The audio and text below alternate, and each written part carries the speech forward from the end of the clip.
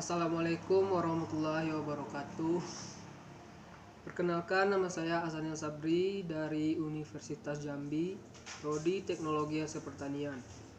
Baik, sebelumnya di sini saya akan mencoba menjelaskan materi tentang pandangan Islam terhadap perkembangan teknologi.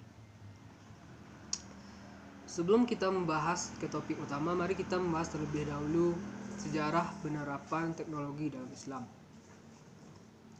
Pada abad ke-8 sampai dengan abad ke-13, Islam pernah berjaya dalam bidang ilmu pengetahuan dan ilmu teknologi. Ini dibuktikan dengan banyaknya ilmuwan Islam yang terkenal tulisannya pada masa itu.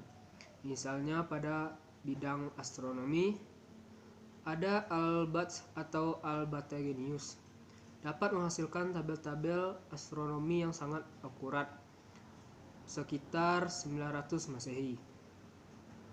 Selain dalam bidang astronomi, dalam bidang kedokteran ada Abu Bakar Muhammad bin Zakaria Al-Razi atau Razes sekitar 250 sampai 313 Hijriah atau 864 sampai 925 Masehi.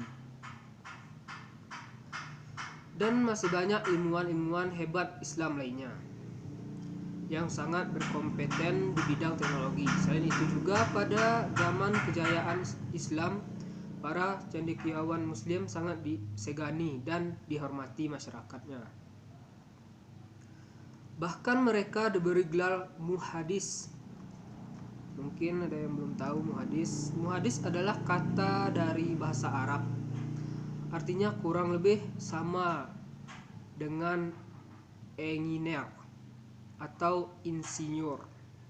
Dengan adanya hal tersebut membuktikan bahwa perkembangan teknologi bukan merupakan hal yang baru dalam dunia Islam. Dalam Islam sendiri, Al-Quran tidak pernah mengekang atau melarang umatnya untuk maju dan modern. Justru Islam sangat menganjurkan dan mendukung kemajuan umatnya untuk melakukan penelitian dan bereksperimen dalam bidang apapun, termasuk dalam bidang teknologi. Bagi Islam, teknologi merupakan bagian dari ayat-ayat Allah yang perlu kita gali dan kita cari kebenarannya. Misalnya dalam ayat Al-Quran yang artinya sesungguhnya dalam penciptaan langit dan bumi dan silih bergantinya malam dan siang terdapat tanda-tanda bagi orang-orang yang berakal, yaitu orang-orang yang mengingat Allah sambil berdiri atau duduk atau dalam keadaan berbaring, dan mereka memikirkan tentang penciptaan langit dan bumi. Saya berkata, ya Tuhan kami, tidaklah Engkau menciptakan ini dengan sia-sia. Maha suci Engkau, maka peliharalah kami dari siksa neraka. Quran Surah Ali Imran 190 sampai 191. Ayat-ayat di atas menjelaskan bahwa semua yang ada di langit dan bumi yang penuh misteri ini dapat kita mencari tahu kebenarannya dengan melakukan penelitian yang kita lakukan. Dengan kita sebagai umat Islam melakukan penelitian tersebut, baik di dunia maupun di akhirat, dalam bidang apapun, termasuk teknologi. Selain banyak memuat tentang pentingnya perkembangan sains, Al-Quran juga dapat dijadikan sebagai inspirasi ilmu dan pengembangan wawasan berpikir, sehingga mampu menciptakan sesuatu yang baru dalam kehidupan.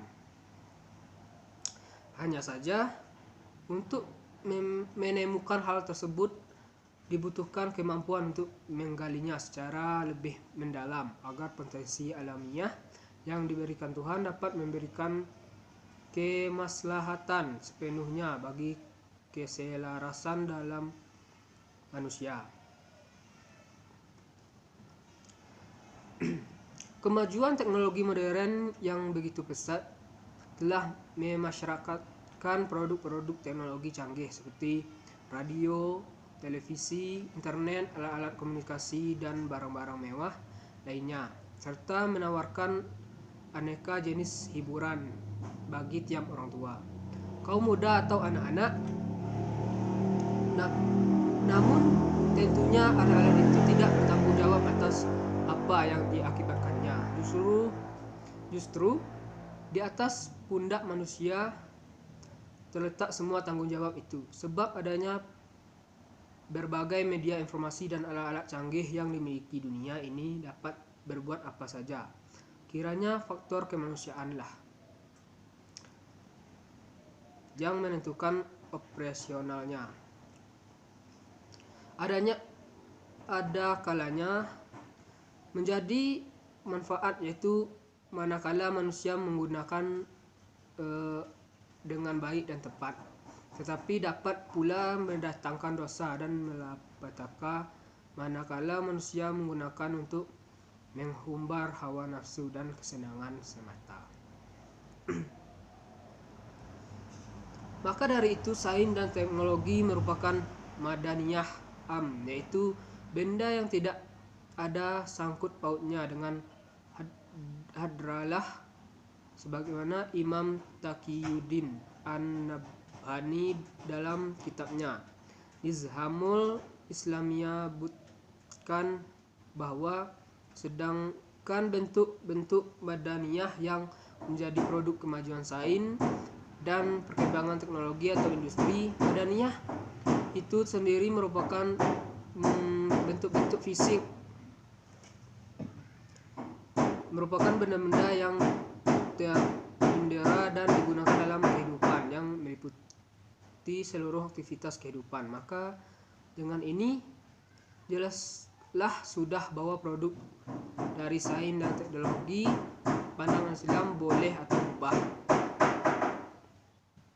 Tetapi ingat bahwasanya ada juga madaniyah yang bersifat khas seperti patung, salib, bintang, David, dan lain-lain.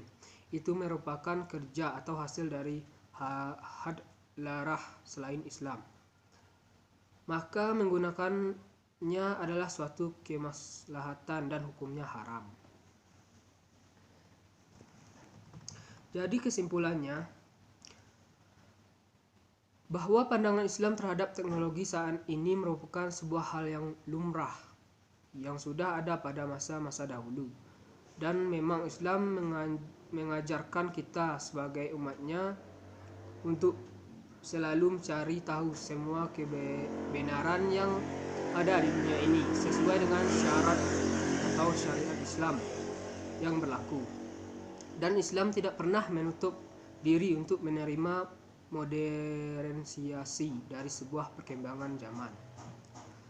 Sehingga dengan adanya perkembangan teknologi yang sangat pesat saat ini merupakan hal yang wajar yang dapat kita terima sebagai umat Islam selama masih sesuai dengan ajaran-ajaran Islam yang berlaku. Mungkin itu saja penjelasan tentang materi pandangan Islam di bidang teknologi. Baik, materi yang kedua saya akan mencoba menjelaskan, yaitu pengertian adab dan peradaban. Yang pertama yaitu kata adab dapat diartikan sebagai kesopanan, budi bahasa, serta tata krama. Sedangkan kata peradaban adalah kemajuan lahir batin dari segi kebudayaan. Dengan demikian, konsep peradaban yang berasal dari kata adab bisa diartikan sebagai akhlak atau kesopanan serta kehalusan budi pekerti yang berhubungan erat dengan konsep nilai, moral, etika, dan estetika yang ada di masyarakat. Istilah peradaban sering dikaitkan dengan hasil kebudayaan masyarakat di masa lalu. Tetapi sebenarnya tidak selalu demikian, melainkan dapat terjadi pada masa kini dan menjadi acuan bagi masyarakat dunia. Suatu bangsa yang sudah maju, yang terpenting sudah menghasilkan suatu unsur kebudayaan yang tinggi dan unsur-unsur kebudayaan yang sangat luar biasa, sangat mendukung perkembangan peradaban itu. Benda-benda yang dihasilkan menunjukkan adanya kemampuan bangsa dalam berkarya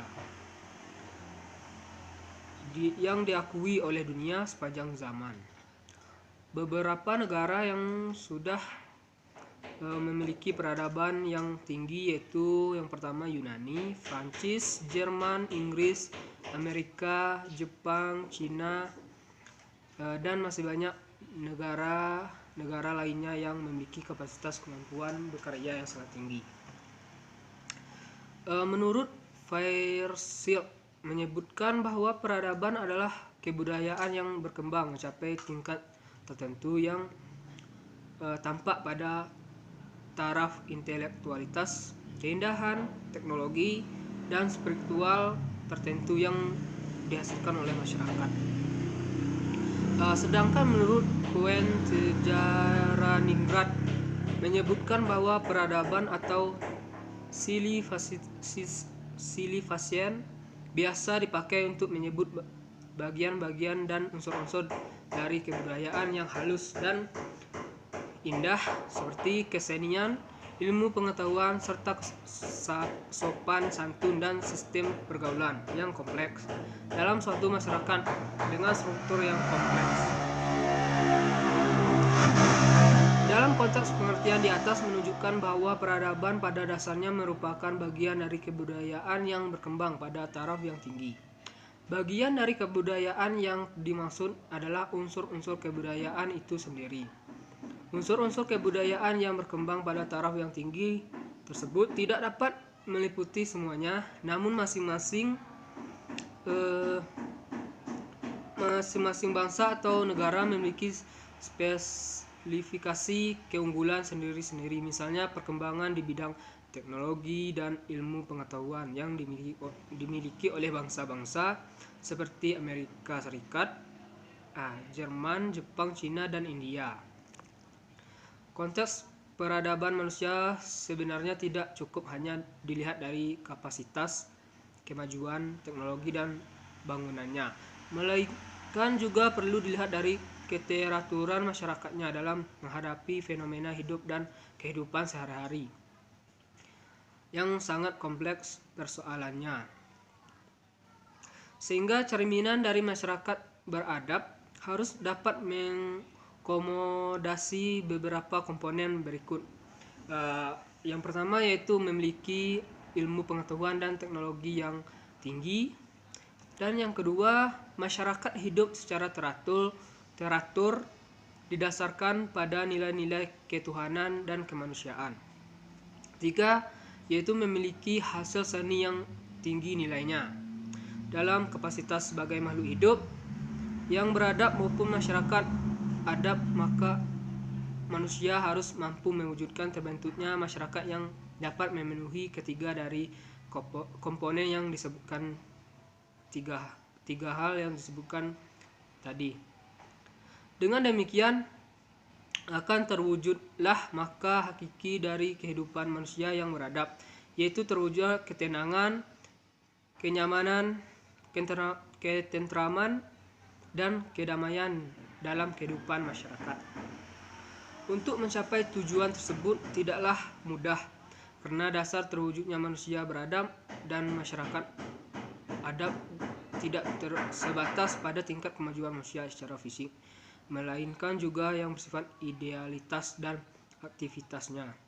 Peradaban yang semata-mata dilihat dari bangunan fisik dalam kenyataannya sering kali banyak memakan korban manusia. Misalnya proses pembuatan Candi Borobudur yang disinyalir dibangun dengan kerja paksa atau kerja rodi, sehingga memakan korban harkat dan martabat manusia, bahkan nyawa manusia.